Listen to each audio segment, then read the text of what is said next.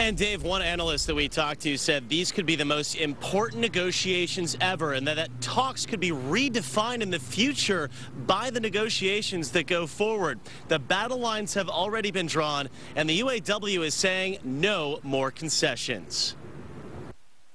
After big concessions over the last few years, many auto workers are expecting some kind of payback when their leadership officially begins bargaining with management. The question is, how hard will the unions push for more money? I think the UAW will push very hard. There's no question about that.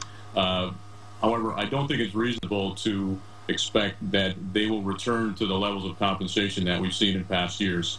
WardsAuto.com editor Eric Main believes both sides are engaging in typical posturing right now, but ultimately some concessions on both sides will be made. I fully expect that the automakers will come across with something, if only to enable Bob King to sell the deal to his members. Ford is the only wild card because they did not go through bankruptcy and renegotiate the terms of their contract with the UAW. And Ford is the only one of the Detroit Three still vulnerable to a strike. UAW might feel, they might feel the need to flex their muscle a bit at Ford.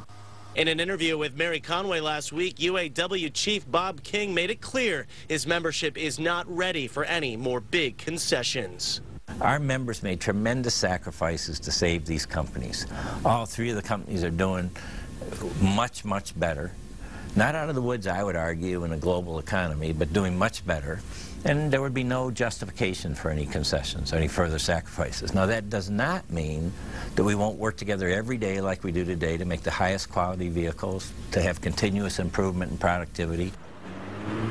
And the negotiations will have to be completed by mid-September, and that's when those contracts expire.